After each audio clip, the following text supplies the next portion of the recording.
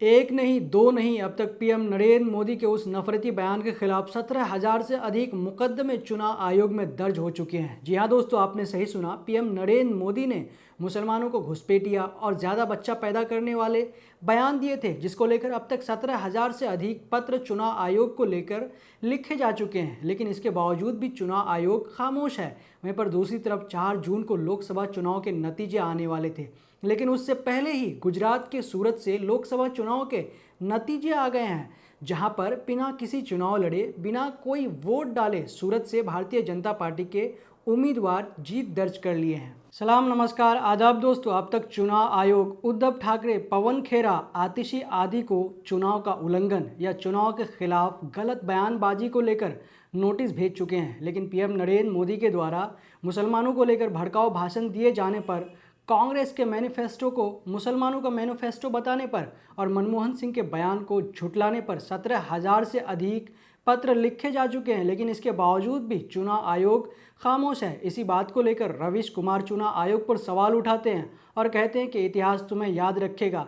इतिहास के पन्ने में तुम्हारा नाम दर्ज किया जाएगा कि जब 17,000 से अधिक पत्र चुनाव आयोग को लिखा गया था तो तब भी चुनाव आयोग खामोश थी, इस पर कोई भी एक्शन नहीं लिया गया था। रवीश कुमार चुनाव आयोग के उन 3 अधिकारियों के फोटो को अपलोड करते हुए वो लिखते हैं कि प्रधानमंत्री के नफरती बयान के खिलाफ 17,000 से अधिक नागरिकों ने पत्र लिखा है।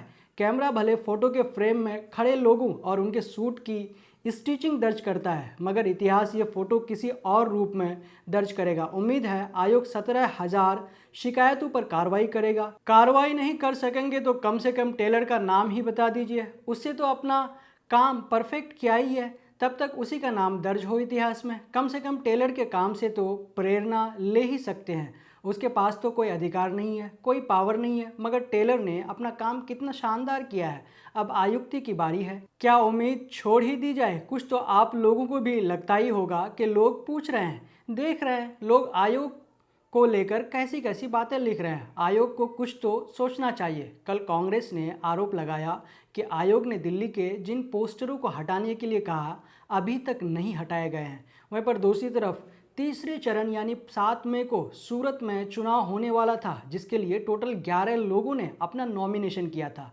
पहले कांग्रेस के कैंडिडेट नीलेश कुंभानी का सिग्नेचर मैच न होने के कारण बताकर उनका नामांकन रद्द हो गया। इसके बाद फिर से कांग्रेस की तरफ से एक और अन्य उम्मीदवार ने अपना नामांकन किया, लेकिन उसका भी कागज़ में गड़बड़ी आदि के कारण उनका भी नामांकन खारिज हो गया।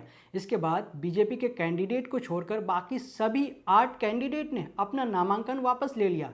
इसके बाद चुनाव आयोग ने बीजेपी कैंडिडेट मुकेश दलाल को बिना चुनाव लड़े दर्ज दे दिया। इसी बात को लेकर कांग्रेस ने इसको मैच फिक्सिंग बताया, तो वहीं पर आम आदमी पार्टी के नेता संजय सिंह ने कहा कि सूरत तो झांकी है, पूरा देश बाकी है। अभी सूरत में चुनाव खत्म हुआ है, अब पूरे देश में चुनाव खत्म होगा। मोदी जी आरक्षण खत्म करेंगे। भाजपा भीमराव अंबेडकर जी का नहीं, भागवत का संविधान मानती है। वहीं पर इसी बात पर राहुल गांधी ने ट्वीट करते हुए लिखा कि तानाशाही की असली सूरत एक बार फिर देश के सामने है। जनता से अपना नेता चुनने का अधिकार छीन लेना बाबा साहब अंबेडकर के संविधान को खत्म करने की तरफ बढ़ाया एक और कदम है। मैं एक बार फिर से कह रहा हूँ, ये सिर्फ सरकार बनाने का चुनाव नहीं है, ये देश को बचाने का चुनाव है, संविधान की रक्षा का चुनाव है। वहीं पर कांग्रेस पार्टी लिखते हैं कि आप क्रोनोलॉजी समझिए कि कैसे लोकतंत्र खतरे में है। सूरत में पहले कांग्रेस प्रत्याशी नीलेश कुंभानी का नामांकन रद्द किया गया, फिर सूरत के कांग्रेस के एक अन्य वैकल्पिक उम्मीदवार का नामांकन खारिज किया गया। इसके बाद बीजेपी प्रत्याशी को छोड़कर बाकी सभी उम्मीदवारों ने अपना नामांकन वापस ले लिया। ऐसे में सूरत लोकसभा सीट से बीजेपी प्रत्याशी मुकेश दलाल को निर्विरोध विजयी घोषित कर दिया गया। ये मैच फिक्सिंग है जो पीएम मोदी कर रहे हैं, क्योंकि वो बुरी तरह डरे हुए हैं। ये लोकतंत्र और संविधान को बचाने का चुनाव है, जिसे नरेंद्र मोदी खत्म करना चाहते हैं। तो दोस्तों, आपको इन दोनों बड़ी खबरों के बारे में क्या कहना है, हमें कमेंट करके ज़रूर बताएं। जब तक के लिए हम आपसे लेते हैं इजाज़त। जय हिंद, जय भारत।